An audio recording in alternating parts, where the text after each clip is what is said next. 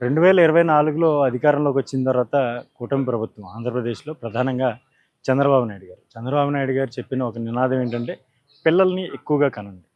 ముగ్గురు, నలుగురైనా పర్వాలేదు. ఒక్కొక్క కుటుంబంలో పిల్లల్ని కనండి ఆయన ఒక పిలుపునిచ్చారు. దీనికి అంతర్జాతీయంగా, జాతీయంగా కూడా ఆయన వాదనలు కరెక్టే అన్నది ప్రశంసలు కూడా వస్తున్నాయి. అయితే దీని మీద కొన్ని నిబంధనలు, అదేవిధంగా కొన్ని ప్రోత్సాహకాలను కూడా రాష్ట్ర ప్రభుత్వం ప్రకటించినట్టుగా వార్తలు వస్తూ ఉన్నాయి. అయితే ఐవీఎఫ్ సెంటర్స్ ఏవైతే ఉన్నాయో, ఐవీఎఫ్ సెంటర్‌లో ట్రీట్మెంట్ చేయించుకుని పిల్లల్ని కనాలి అనుకునే వాళ్ళకి పూర్తిగా ప్రభుత్వం ఆ ఖర్చుని భరించే విధంగా, అంటే భార్యాభర్తల మీద ఆ ఖర్చు భారం పడకుండా ఉండేందుకు పూర్తిగా ప్రభుత్వం భరించేలాగా ఏర్పాట్లు చేస్తున్నట్టుగా కూడా మనకి ప్రకటనలు బయటకు వినిపిస్తూ ఉన్నాయి. అయితే దీంతో పాటు మరికొన్ని, అంటే ముగ్గురు, నలుగురు పిల్లలున్న వాళ్ళకి ఆస్తి పన్ను మినహాయింపు, ప్రసూతి సెలవులు 6 నెలల నుంచి 12 నెలల వరకు ఇవ్వడం, ఇటువంటి అనేక ప్రోత్సాహకాలను కూడా ప్రభుత్వం ప్రకటించింది. అయితే ఈ test tube baby centres, IVF centres ఏవైతే ఉన్నాయో వీటి మీద తొలి నుంచి కూడా అనేక ఆరోపణలు వినిపిస్తూ ఉంటాయి. అంతెందుకు, మొన్న మధ్య హైదరాబాద్లో జరిగినటువంటి సృష్టి టెస్ట్ ట్యూబ్ బేబీ సెంటర్ ఏదైతే ఉందో దాని మీద ఆరోపణలు వచ్చినాయి.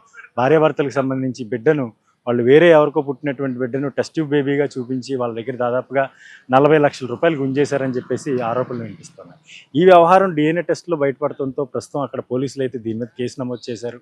ఇటువంటి కేసులు తరచూ బయటపడుతూనే ఉంటాయి. అయితే ఈ DNA టెస్ట్ వరకు వెళ్తారా లేదా అనేది తల్లిదండ్రులు దాని మీద చాలా ఆరోపణలు వస్తున్న నేపథ్యంలో ఈ DNA టెస్ట్ వరకు వెళ్లాల్సినటువంటి కేసులు ఎన్ని కనుమరుగవుతున్నాయి అనేది కూడా మనం ఆలోచించాలి. ప్రస్తుతం రాష్ట్ర ప్రభుత్వం, ఆంధ్రప్రదేశ్ రాష్ట్ర ప్రభుత్వం ఐవీఎఫ్ సెంటర్లకి పూర్తిగా ధనం చెల్లించేలాగా, భార్యాభర్తలు ఎవరైనా సరోగసీ లేదంటే ఐవీఎఫ్ టెస్ట్ ట్యూబ్ బేబీని కనాలి అనుకునే వాళ్ళకి రాష్ట్ర ప్రభుత్వం ఒక ప్రోత్సాహకాన్ని ఇస్తున్న నేపథ్యంలో మరింత దీని మీద దృష్టి సారించాల్సినటువంటి అవసరం ఉంది. ఎందుకంటే ఐవీఎఫ్ సెంటర్ల మీద మనం మాట్లాడుకున్నట్టు ముందు నుంచి కూడా అనేక ఆరోపణలు వస్తూ ఉంటాయి. ఇదంతా కూడా ఒక స్కామ్గా చెప్తూ ఉంటారు. ఫెర్టిలిటీ రేట్ కూడా చాలా తక్కువగా ఉన్నప్పటికీ కూడా ఐవీఎఫ్ సెంటర్స్ రోజు రోజుకి పుట్టుకొస్తూనే ఉంటాయి.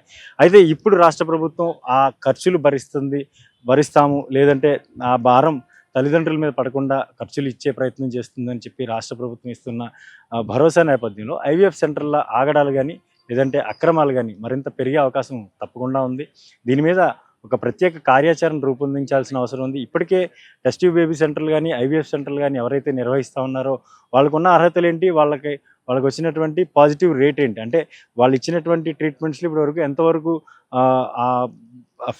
సక్సెస్ అయ్యారు దాంట్లో అనేది మనం తెలుసుకోవాల్సి ఉంటుంది. ప్రభుత్వం కూడా దీని మీద దృష్టి సారించాల్సి ఉంటుంది.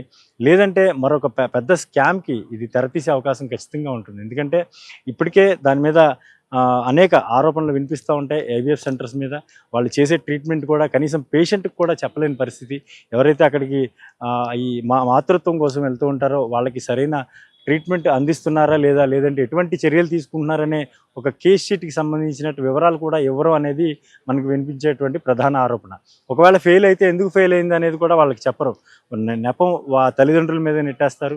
చాలా సక్సెస్ రేట్ కూడా చాలా తక్కువగా ఉన్నప్పటికీ కూడా ఐవీఎఫ్ సెంటర్లు నిరాటంగా కొనసాగుతున్నాయి. ఇప్పుడు రాష్ట్ర ప్రభుత్వం కనుక ఏదైతే ఈ డబ్బు వాళ్ళకి తల్లిదండ్రుల తరపున చెల్లించేటువంటి వెసులుబాటు కల్పిస్తే రేపొద్దున మరింత ఈ మొత్తం ఈ వ్యవహారం మరింత జటిలమయ్యే పరిస్థితి కనిపిస్తుంటుంది. ఎందుకంటే ఈ వ్యవహారాన్ని అడ్డుపెట్టుకుని కొన్ని స్కామ్ సెంటర్లు కూడా వెలిసే అవకాశం ఉంటుంది. లేదంటే ప్రభుత్వం ఇప్పటికే ఉన్నటువంటి వాటిని ప్రత్యేకమైన గుర్తింపు ఇచ్చి ఆ సెంటర్లో చేయించుకుంటేనే ఇస్తుందా, లేదంటే దీని మీద ఏమన్నా మార్గదర్శకాలు రిలీజ్ చేస్తారనేది కూడా ఒక పట్టాన్ని ఆలోచించాల్సి ఉంటుంది. ఏదేమైనప్పటికీ కూడా సరోగసీ మదర్, అంటే మాతృత్వం అనేది ప్రతి భార్య భర్తలకు కూడా చాలా అదొక తీయని అనుభూతి. కానీ పిల్లలు పుట్టరు అని తెలిసినటువంటి వారు ఇటువంటి సెంటర్స్ని ఆధారపడుతుంటారు, సెంటర్స్పై ఆధారపడుతూ ఉంటారు. సో దీని మీద ప్రభుత్వం ఇచ్చినటువంటి నిబంధనలకు సంబంధించి ఎటువంటి మార్గదర్శకాలు, ఎటువంటి జాగ్రత్తలు పాటించే విధంగా ఐవీఎఫ్ సెంటర్స్కి ఇస్తారనేది కూడా ప్రస్తుతం కీలకంగా మారనుంది.